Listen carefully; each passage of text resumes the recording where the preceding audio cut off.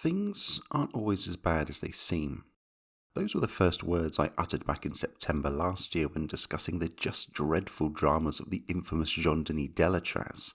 Turns out, spoiler alert, things were indeed as bad as they seemed in that instance. And whilst there was little margin for debate in the case of Delatraz, there was a lot of clamour for videos from a similar perspective, tackling some of the veritable who's who of drivers repeatedly cropping up on every Watch Mojo-like list of awful F1 drivers. Your UJE days, Alpises, Giovanna Amatis, just about anyone who grew up on sites like F1 rejects like myself will know such names all too well. But one name appeared more than most, both within the comments section and on those multitude of lists: Ricardo Rosset. A driver involved in enough meme-worthy moments that modern-day social media would have had a field day mocking him. Supposedly so bad that a team principal quit his own team in protest of his forced signing. Allegedly so hated by his mechanics that they dubbed him Ricardo Tosser. But most perplexingly of all, a driver who showed a great degree of talent and potential in his junior days, which stand in stark contrast to the statistics of his time in F1. I made a promise then that if this channel ever hit 10,000 subscribers, I would make a video on the apparently wretched racing of Ricardo Rosset. And we've only gone and done that, so thank you. Whether you were here from the beginning or you've tagged along more recently, without your support, we wouldn't have made it here. Now, where were we? Oh yes, Ricardo Rosset.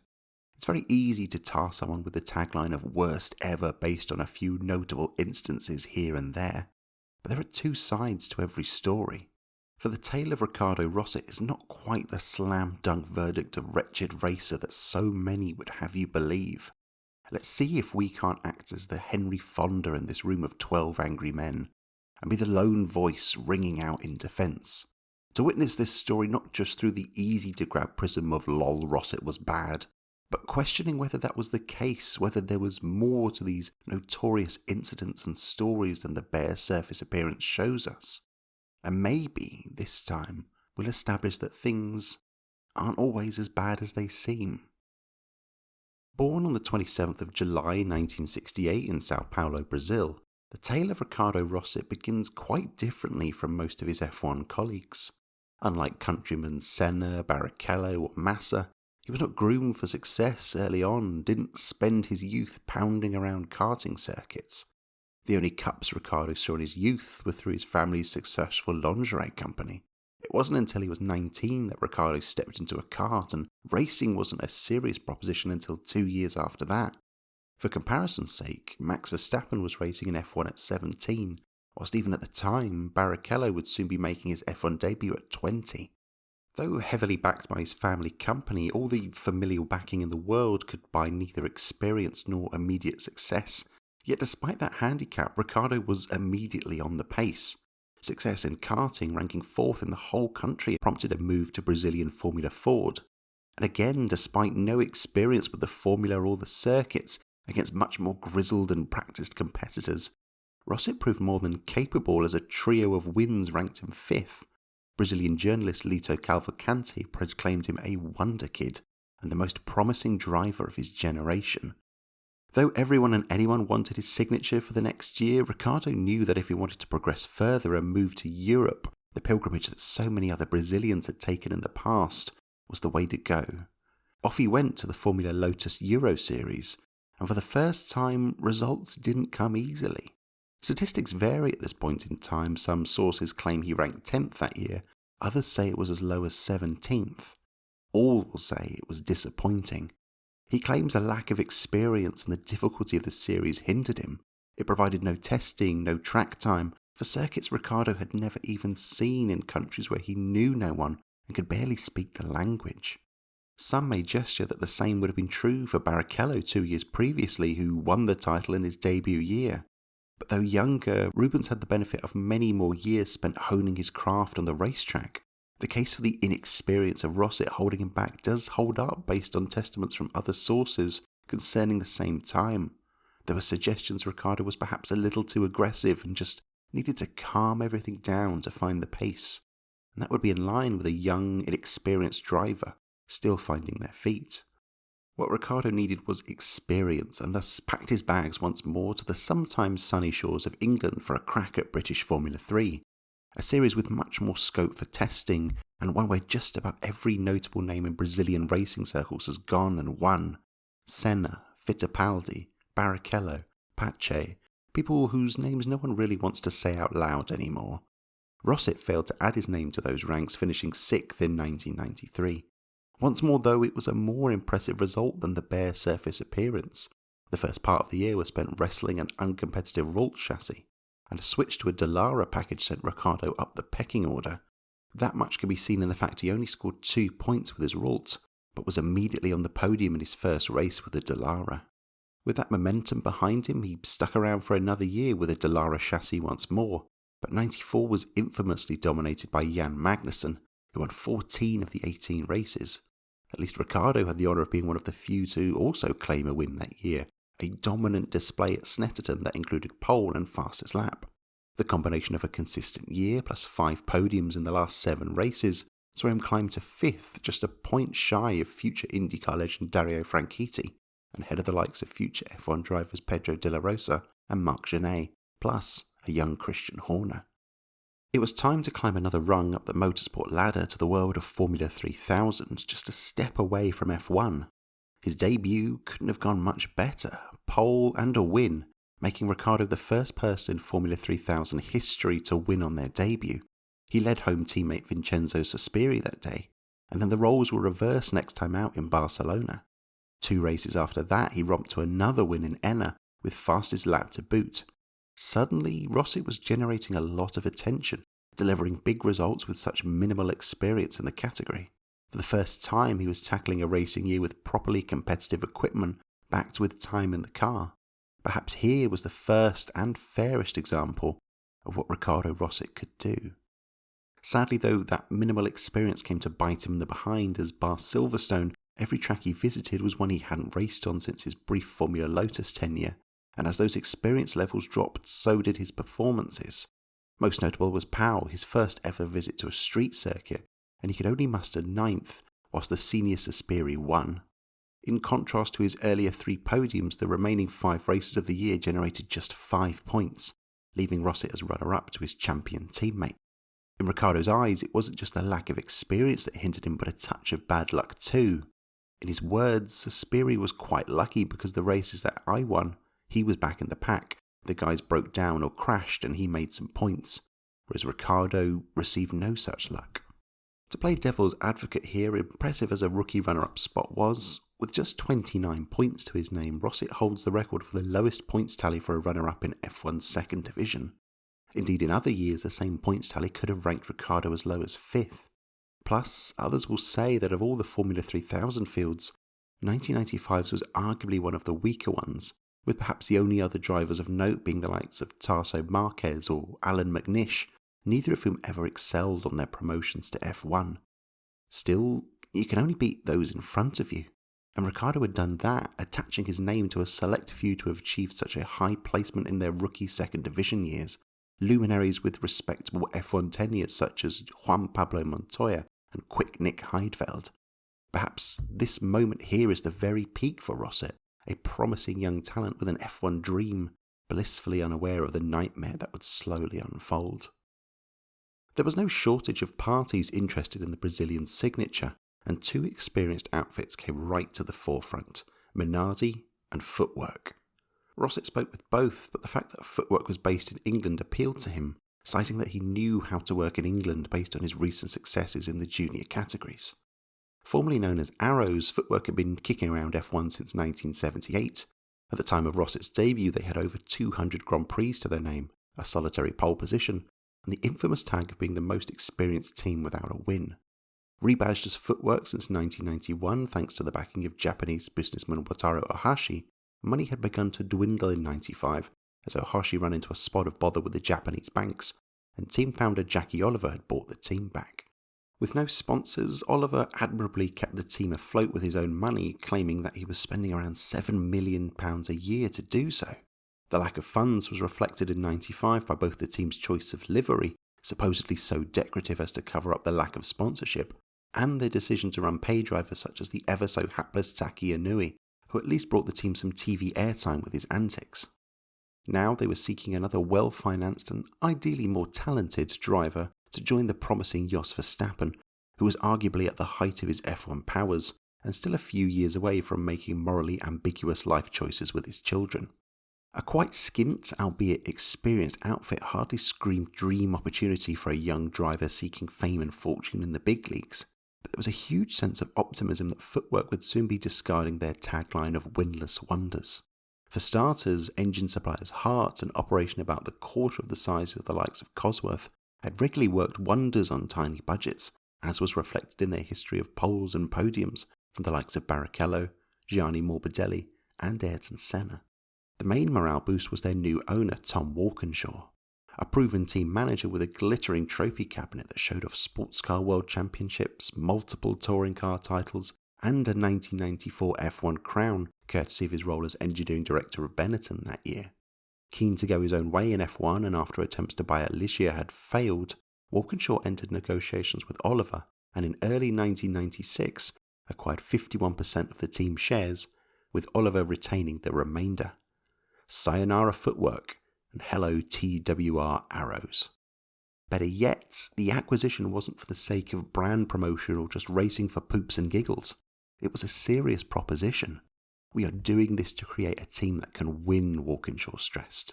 By 1997, there'd be exclusive deals with Bridgestone and Yamaha, newly recruited designers Frank Durney and John Barnard, and a whole new headquarters in Leafield.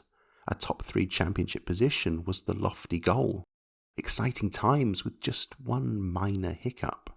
Arrows still needed to navigate 1996 first. With so much excitement over 97, there was a serious danger that 96 and its subsequent car and drivers could be shoved to the side with all efforts concentrated on the year after. Those fears would be well founded. It was a moderately credible debut from the Brazilian as he trundled around to at least finish his first race, 2 laps down, 9th of the 11 finishers. It's worth noting that former world champion James Hunt also finished 9th of 11 on debut. This is neither relevant nor necessarily interesting, but when telling the tale of one of F1's most maligned men, you take what you can get. It was a more Hunt-like performance at home in Brazil, qualifying within 0.3 of Verstappen, but a shunt-like performance on race day, when, whilst pushing the Ferrari of Eddie Irvine in the wet, he introduced his car into the pit wall a few laps later. Rosset had been behind eventual points finisher Olivier Panis when he crashed out, so a maiden point wasn't an unreasonable possibility. It takes just 3 races on the Rosset record to arrive at the first of the convoy of errors that would litter his tail. Ricardo was 2 seconds adrift of Verstappen in qualifying for Argentina, a gap that only elongated at the start after a woeful getaway. Rosset claimed it was because he couldn't see the start lights, yet that didn't explain why the 40s behind him suffered no such dramas. Stuck at the back behind a pair of cars travelling as rapid as me getting out of bed, reports describe Rosset as taking an excruciating amount of time to pass the dawdling duo before retiring with a broken fuel pump. Conversely, Verstappen would take a brilliant 6th, earning rave reviews for his battles with the much better financed McLarens and Ferraris. Arrows rocked up to Europe in an all-new red and blue livery, in a statement that really screamed, "Look at me and my new red and blue livery." Yet it seemed all the money had been spent there and the drawstrings of the TWR money bag were being drawn a little tighter. Rosset was last in qualifying for both Europe and San Marino. At the latter, it emerged that he'd been restricted to just 1 set of tyres for the session. Any dwindling hopes for a decent finish were dashed when Verstappen pulled the fuel hose from the rig, dousing the pit lane and leaving Ricardo to circulate until he ran out of fuel. Without that, another top 10 result was on the cards. Monaco would provide the most woeful qualifying of the year, nearly 3 seconds adrift of Jos. According to Rosset, the team were now so cash-strapped there were no spare parts for either car. When the rain rolled around on Sunday morning, both drivers were banned from any practice laps for fear of damaging the cars. Racing with no experience of driving one of F1's trickiest circuits in equally tricky conditions, to get as far as 3 laps in was almost an admirable result. There aren't many what-ifs in this tale, but on a day when famously only 3 cars finished, maybe a better result could have been up for grabs with just a smidgen more track time. Yet other reports at the time claimed that, as unfortunate as the lack of wet weather running was, it was brought about through both Verstappen and Rosset's own misdemeanours. According to Murray Walker, the lack of spare parts was owing to the swath of nose cones both drivers had destroyed during qualifying. Not many laps came along in the next 2 rounds, 0 in Spain as he crashed out at the start, unable to see Pedro Lami's stationary Minardi in the thick spray, and just a 6 in Canada before he was punted off by an overly optimistic Ukyo Katayama. Now though, Ricardo was finally heading to tracks he knew, and the combination of a long overdue updated braking system and that burst of knowledge clearly helped. He was within a second of Verstappen in French qualifying and finished a race for the first time since Europe. Britain could have been his best weekend of the year given his love for racing in the UK, but he missed scrutineering checks and was sent to the back of the grid. His confidence on familiar soil shone as it had in Brazil, and he raced with the likes of the Bernardis, Mika Salo and Pedro Diniz, but unfortunately retired with an electrical failure after 14 laps. Salo finished just outside of the points that day. Perhaps a Rosset, at his most comfortable and confident, could have done so too, or even squeaked his way into the points. Both drivers complained about a lack of balance in the car at Germany, where Ricardo ran last but won all race, but by Hungary that proved to be the least of their problems. Any dwindling doubt that Walkinshaw had written off 96 from the get-go were extinguished after practice. After complaints from Jos and Ricardo about understeer, Walkinshaw responded, "It needs a new front end to put it right. There isn't going to be one." Despite the lack of attention on the car, Ricardo did well to take 8th place for his best finish in F1 to date, albeit out of 10 cars at the finish, 3 laps down, and having spent most of the race circulating amongst the back markers. With Arrow's spare car now being used to test Bridgestone tyres before their 97 debut and thus even less scope for scrapes and incidents, Ricardo failed to endear himself to the team with a pair of collisions in Belgium and Italy, once with Katayama, once with a set of stationary tyres. After struggling home in 14th in Portugal with a decrepit car set on eating through tyres as fast as possible, there was finally a spot of good news on the horizon as the team entered Japan for the season finale, and the exclusive deals with Bridgestone and Yamaha for 97 were formally announced. The catch was that neither Ricardo nor Jos would taste those fruits, as the team had signed world champion Damon Hill and the well-moneyed Diniz instead. On a face value results level, it may not have been a harsh move, but on a professional one, it was the latest of notices for both drivers to seek alternative employment, especially when some reports claim that the deals for Hill and Diniz had been inked a month previously. In his final race for Arrows, Ricardo was penalised for blocking the leaders, which harsher critics described as the only way he could attract attention, and on the surface, they were right. The bare statistics for the year will proudly proclaim it an absolute demolition job for Verstappen. Hardly renowned for his one-lap prowess, the qualifying head-to-head between the two was a drubbing that even Manchester City would nod approvingly at, 16-0 to Jos. At best, such as Brazil, the gap had been as little as 3/10, but on 6 other occasions it had been over 2 seconds, and on average Verstappen was 1.5 seconds quicker. It probably would have been more, but for the fact that as car development stopped, Jos fell back into the clutches of his young teammate, rather than Ricardo closing the gap on his own merits. Many are happy to file those statistics under evidence for Ricardo's wretched racing, but those numbers come with a fair shake of caveats. For these were the days when, often due to financial constraints, teams would only place their best attention onto one car, and the second car and driver were, much like additional salad on a late-night kebab, a mere afterthought. On paper, that made sense. If you can only afford to produce one competitive car, give it to the experienced and faster driver.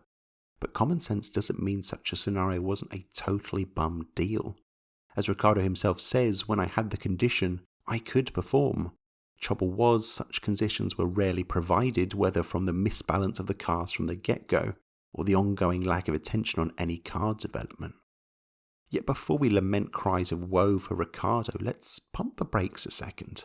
Rosset may have had no control over the car or the team's decision-making process, but the one thing he did have control over and failed to utilise might well have been himself. Case in point was Rosset's first ever Grand Prix. When he arrived in Australia, he did so with a handicap of only 30 laps of pre-season testing. Quite why that was the case is an interesting one, based on which story you choose to believe. Rosset himself confirms he'd only done a minimal amount of testing before the first race, but other sources will claim that the reason why was that Ricardo simply couldn't be bothered. Whilst that may seem an unusual attitude for a budding young racer to have, especially given his own lamentations on a lack of track time in the junior formula, such a sentiment is backed up by character profiles from the Arrow's mechanics, who described Rosset as being slightly haughty with a superior attitude.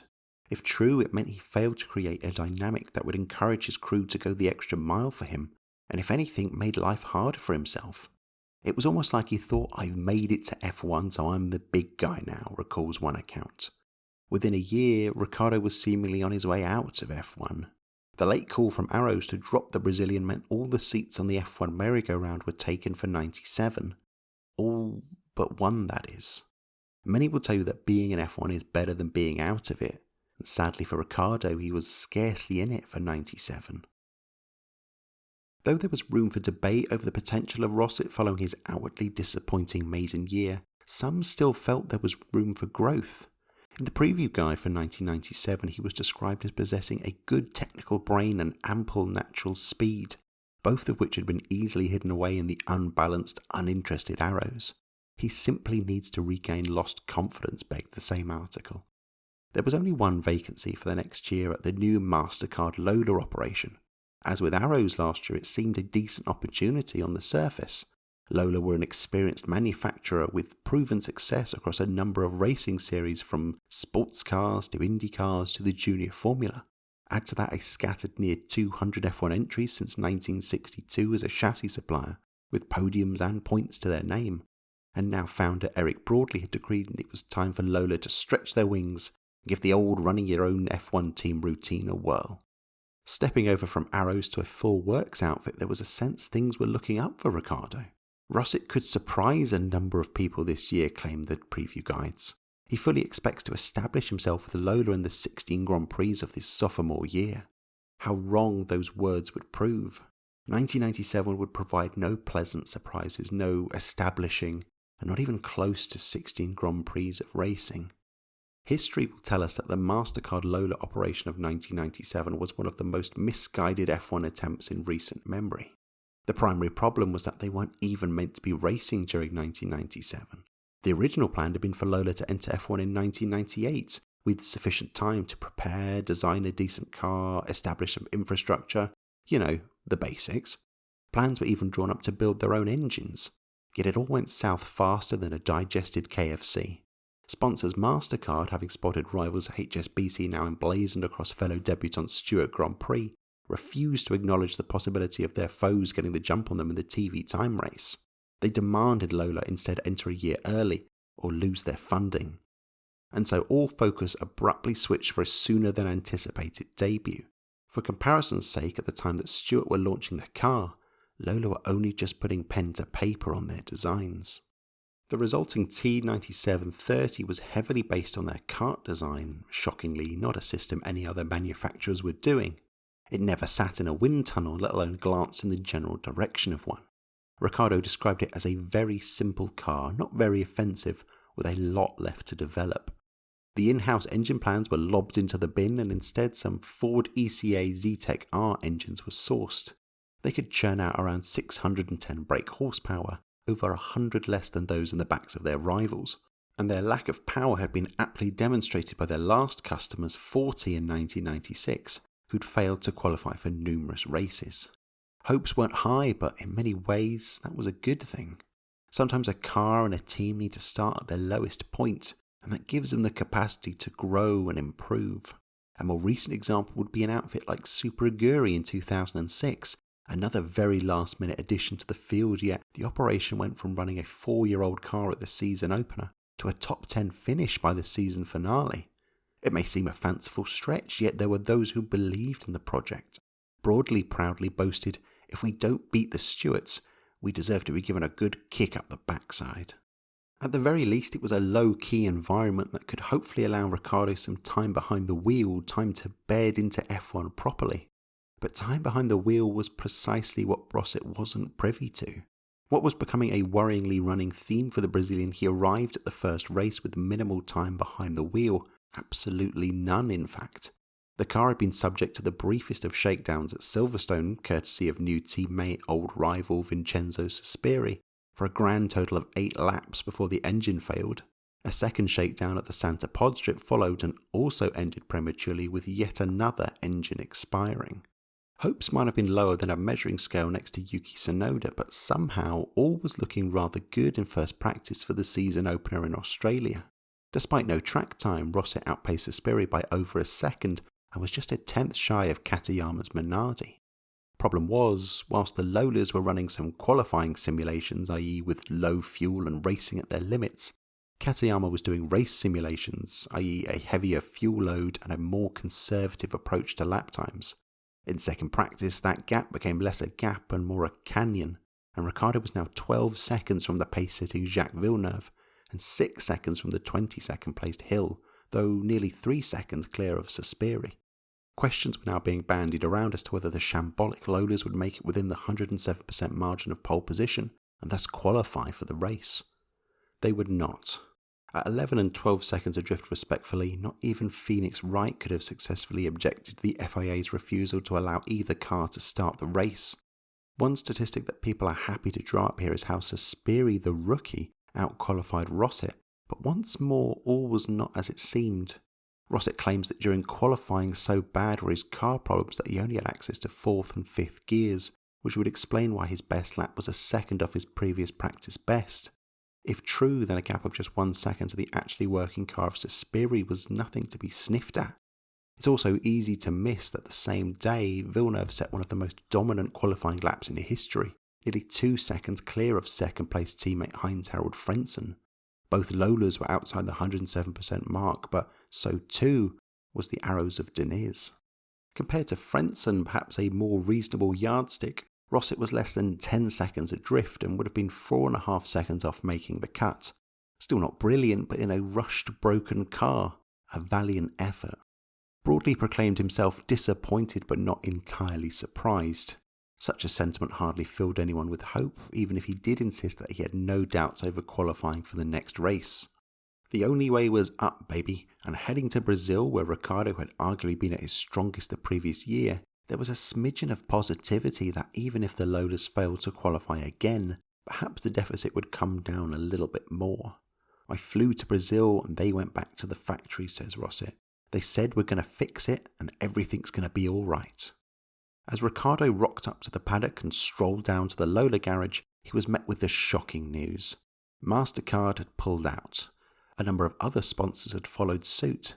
The team were facing mountains of debt and were forced to withdraw from the Brazilian round and not long after, the entire championship. Within a couple of months, they entered administration. After a mere 28 laps, Rosset's second season was over and done with. If we're here to bang the drum of Ricardo Rosset Wretched Racer, then arguably there's little evidence from 97 to support that debate. Left on the scrap heap from an unhelpful Arrows operation, Lola was his only option. But so poorly run and disastrous was the outfit, Rosset was a mere passenger aboard that sinking ship. Both his and Suspiri's qualifying efforts in rushed and rotten machinery were far closer to valiant than vile performances.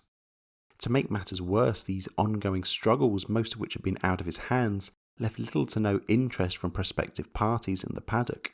Though multiple vacancies occurred at outfits like Minardi, Sauber and Prost in 97, there wasn't a flicker of acknowledgement for this once Junior Series wunderkind, nor from any other team for a testing role. Instead, he was left on the sidelines, twiddling his thumbs, and save one Porsche Super Cup race, the race rustiness began to set in, which one could argue would only provide further problems in the next chapter of the Rosset record. The tale of Tyrrell and Rosset is the one that lives in most infamy. For many, when asked why Rosset deserves his place in the slums of the tagline worst F1 driver ever, they'll gesticulate at 1998 and raise you an inquisitive eyebrow as if to say, no further questions. It was the last year for the iconic Tyrrell team. Two-time world champions in the 70s, success had grown leaner after the second title, and the last 24 years had provided just 7 more wins, the last of which had been way back in 1983. Slowly but surely the once great outfit had slithered down the grid, and 1997 had provided just 2 solitary points. In the post-season, founder Ken Tyrrell had sold the team to Craig Pollock and British American Tobacco, meaning 1998 would be one last swan song for the mighty Mark. before the name disappeared entirely. With that in mind, Tyrrell wanted the strongest possible lineup for his final year for one final hurrah and to exit with as minimal a whimper as possible. In one seat would be newly promoted test driver Tyrrell Takagi, whilst in the other, incumbent driver Verstappen was the top choice. But for a long while, F1 had been a financial slog for Tyrrell, and soon it became apparent that the driver who'd be filling that seat would be the one with the largest bag marked swag in their hands. Pedro de la Rosa was mooted but opted to sign as Jordan test driver, leaving a flush with cash Norberto Fontana to move into pole position for the drive, even signing a draft contract. But new owners BAT lurked in the background and neatly reminded Tyrrell he was no longer the sole decision maker at his team. A day before Fontana was due to sign his final contract, they faxed Ken to veto Norberto's signing and instead force upon his hands the better funded Rosset. There are differing tales that suggest just when the following happened, but the consensus amongst them is this: Ken Tyrrell walked out of his eponymous team before the year's end, and the main catalyst was the forced signing of Rosset. That alone is cause enough for many to wrinkle their noses at the Brazilian, but surely the thumbs down gesture should be pointed towards BAT and not Ricardo. He was an innocent party desperately seeking a hold on his F1 dream. And according to him, his funds weren't the primary cause for his signing, rather a push from chassis manufacturers Reynard, who would be building the 1999 BAR car, and with whom Rosset had a trusted relationship from his time in Formula 3000. A divisive signing then, and Rosset failed to win many over to his side on the track where, more often than not, he was well adrift of Takagi. On his Tyrrell debut, Ricardo was just shy of 2 seconds adrift in qualifying and promptly dawdled around at the back before retiring. That would prove a running theme across the first 4 races, as the qualifying gap between the two fluctuated between half a second on a good day and then back to 2 seconds on the worst ones. At every race he either finished or retired from last place. It only got worse in Spain, a second off Takagi on Saturday once more, but more importantly, 0.06 seconds too slow to make the qualifying cut, resulting in Tyrrell's first failure to qualify in 9 years. More headlines came around for Ricardo in Monaco, and once more for all the wrong reasons. Things had already got off to a bad start with a clash with Jacques Villeneuve in practice.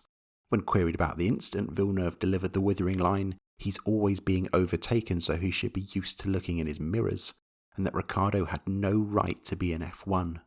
Rosset claimed he'd been concentrating on his lap and declared the spot where they clashed as not an overtaking point. It was a little rich for the struggling backmarker to be passing overtaking tips to the reigning world champion. Saturday went little better. With just a few minutes left in the qualifying session, Rosset was in his now traditional last position, nearly 6 seconds from pole sitter Mika Hakkinen, 2 seconds from Takagi, and looking primed for a second consecutive DNQ. Pushing into the swimming pool section, he spun, but with time for one final lap, Rosset went to spin back around. He hit the throttle, neglected to apply enough steering lock, and thus the car sailed forward, beached on a curb, and wedged itself smack bang in between the barriers. To add icing to the cake of memorable motorsport moments, British duo Murray Walker and Martin Brundle delivered a superb pair of lines when surveying the incident. "A lot of people here are debating whether Ricardo Rosset is F1 material," noted Walker, to which Brundle responded, "It's a fairly short debate, Murray."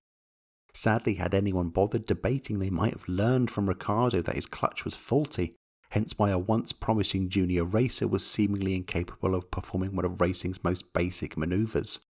Instead, Rosset was left as the poster boy for embarrassing F1 antics.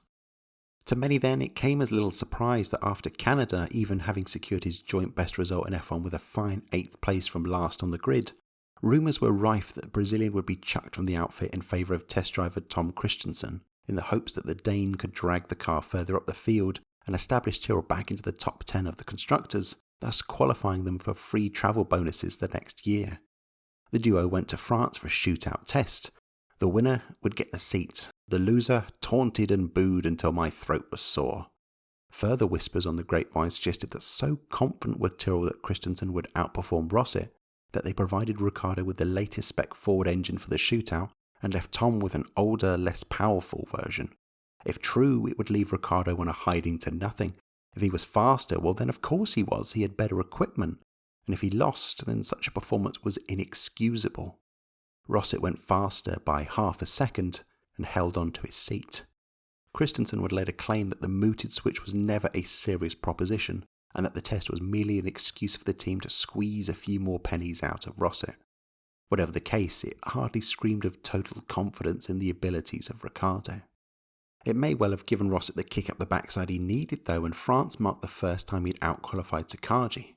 By lap 7 though, he'd slumped behind his teammate once more, and from there in the next 2 rounds it was back to the usually scheduled programming of Rosset TV, qualifying and trundling at the rear before breaking down or being last of the finishers.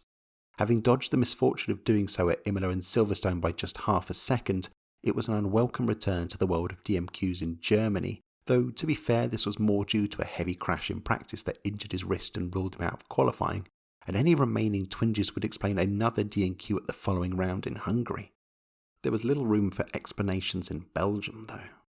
Aside from a memorable 1-2 for Jordan, the 1998 Belgian Grand Prix is often remembered for the sheer carnage that ensued at the start, an incident that Murray Walker referred to as the worst start for a Grand Prix he'd ever seen. And amongst the 13 drivers involved in that horrific moment was Rosset. Given that the accident was triggered by the McLaren of David Coulthard losing control, it would be beyond exceedingly harsh to attribute any sort of blame on poor Ricardo for that chaotic opening. What we can query though is, did he, starting so far back, have more than adequate time to slam on the brakes rather than ploughing head on into the ensuing disaster? This incident also shows us how disintegrated Ricardo's relationship with his mechanics was, already being fraught after the loss of Ken Tyrrell. Supposedly upon returning to the garage, Rosset promptly offered out 0 apologies to the hard-working mechanics for all their work on the car, which had subsequently been for naught. In such a toxic environment, it perhaps wasn't a shock to see many of the crew were now jumping ship across to the fledgling but later aborted Honda F1 project. Italy saw him outqualify Takagi for the second and final time, and left more explaining to do when he wound up a full lap behind his teammate in the race itself. After another anonymous outing in Europe, the season concluded in Japan, the home of Tyrrell's title sponsors PIAA, where Ricardo gave them the unwelcome gift of a 5th DNQ of the year, 2.6 seconds adrift of Takagi. No other driver that year, including the frankly embryonic Esteban Tuero, failed to qualify for a race, let alone 5 times. Not until 2001 would there be another DNQ, Tarso Marquez and a throttle-troubled Minardi at Silverstone, and it would be another year after that for a driver to score multiple DNQs in a single year, Alex Young, and even then it was only on 3 occasions. With a sprawling mess of DNQs and incidents now scattered across his racing CV in 1998, it can be easy to understand why so many are happy to besmirch the name of Ricardo Rosset. But was his magnetism for mediocrity all down to a simple lack of talent? Rosset claims that part of his struggles were owing to the team's tyre supplier. Having previously tested Bridgestones at Arrows, Ricardo had been disappointed to learn Tyrrell would be running Goodyears in 1998. The Bridgestone tyre was much better, he claims, one made for all the pack, whereas the Goodyears required a great deal more downforce to get warmed up, something the Tyrrell was distinctly lacking. In his interview on Beyond the Grids, Ricardo says that only Ferrari had Goodyears too, so the tyres were made for Ferrari. Unfortunately, what could be a valid source of problems is debunked by the most cursory of glances at Wikipedia, that shows Williams were also running Goodyears that year. And so was Jordan. Oh, and Sauber too. Not to mention the fact that Takagi wasn't suffering these same issues. So it's back to the drawing board for us to attempt to justify the substantial gap between Rosset and Takagi, a driver who was even then more in line with average than generational talent on the F1 Speed Index. But perhaps we can with a peek behind the Tyrrell curtains. Supposedly, Tyrrell's new owners were keen to get Honda Power on board for their new project, and what better way was there to curry favour with their prospective partners than to allegedly do everything within their power to make the Japanese Takagi look good. There are allegations that claim the team would put only the best and newest parts on Takagi's car, but more concerningly, leaving older and sometimes broken components on Rosset's. Whilst there is no definitive proof of this, if true, it would go some way to explaining such a healthy margin between the two, especially at that final round in Japan. Few would blame Rosset's mechanics for placing minimal effort into their work.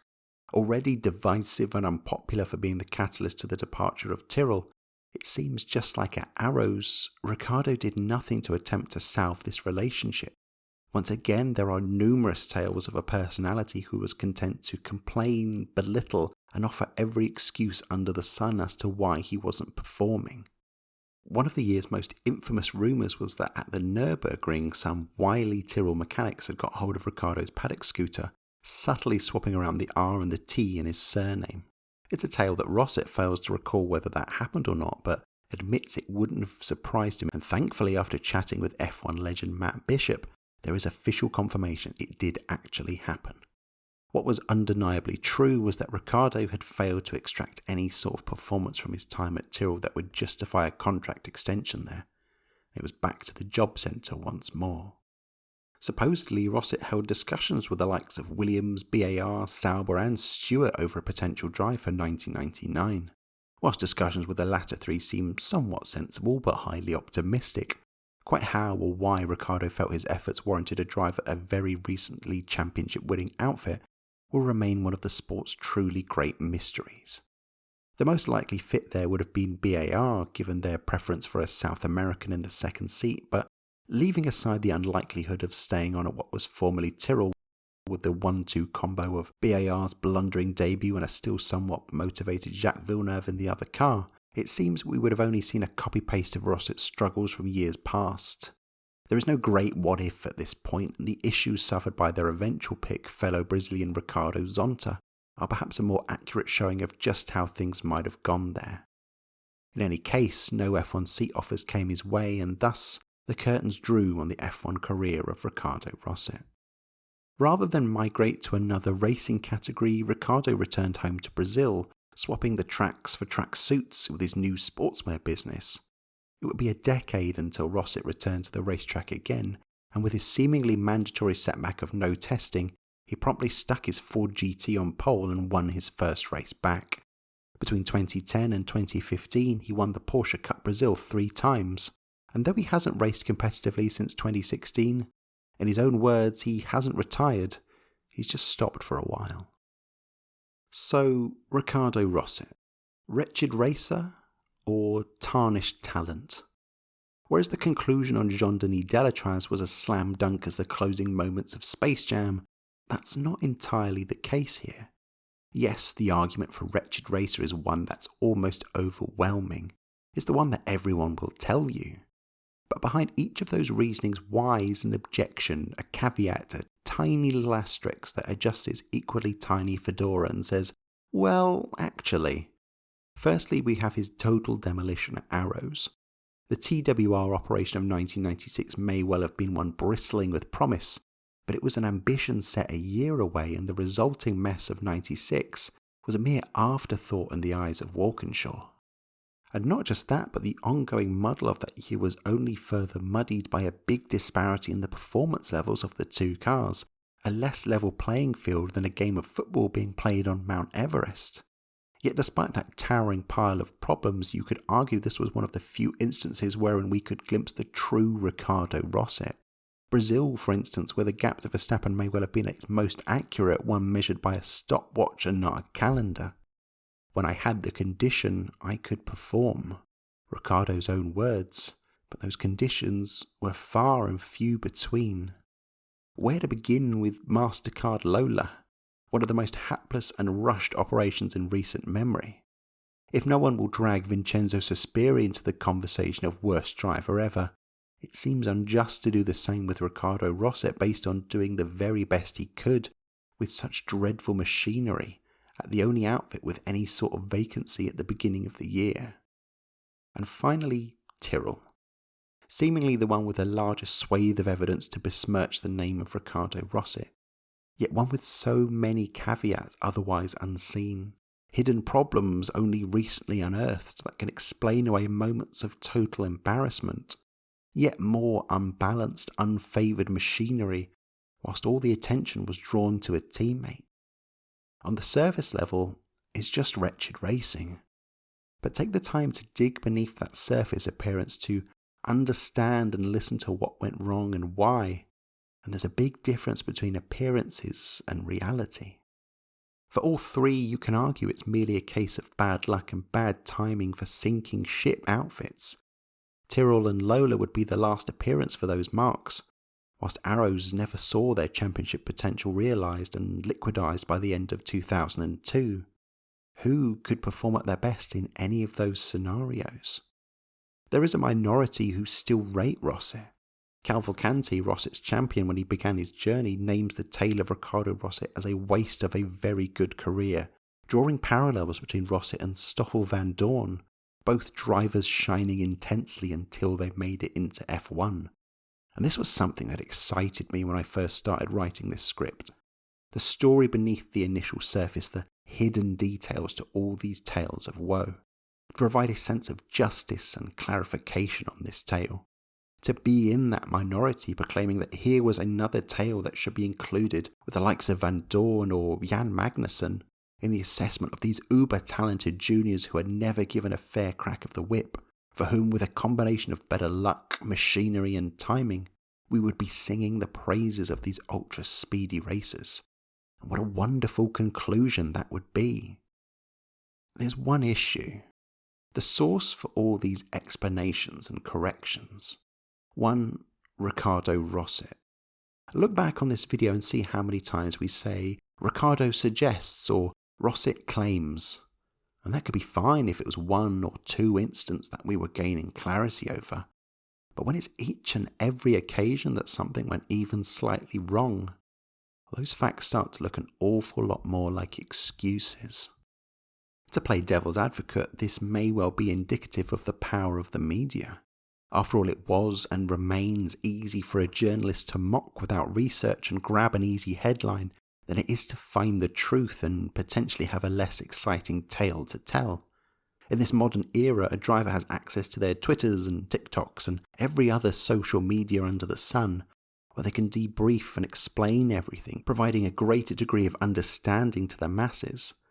Rosset never had that, and so the torrent of information we now receive from him could well be true, just never revealed until now.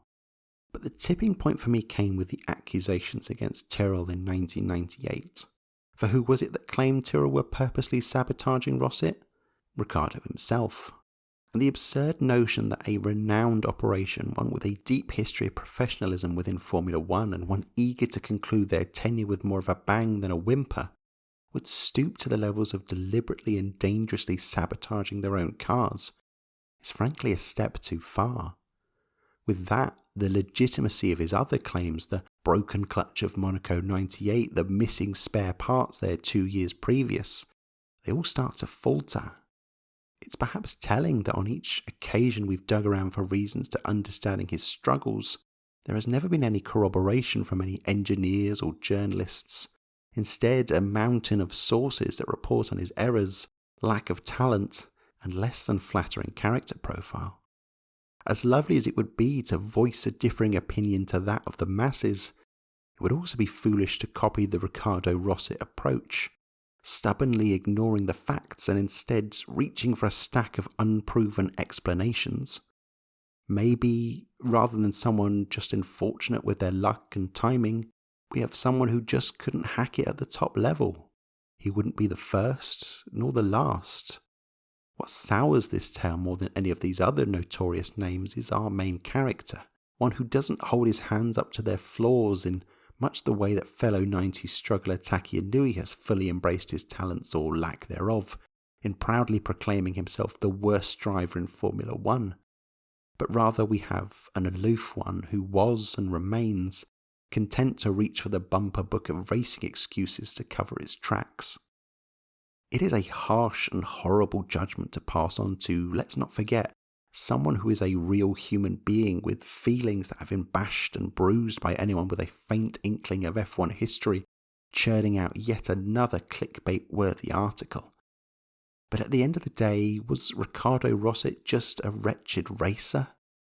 Do we believe one man, or do we believe the remainder? It's a fairly short debate.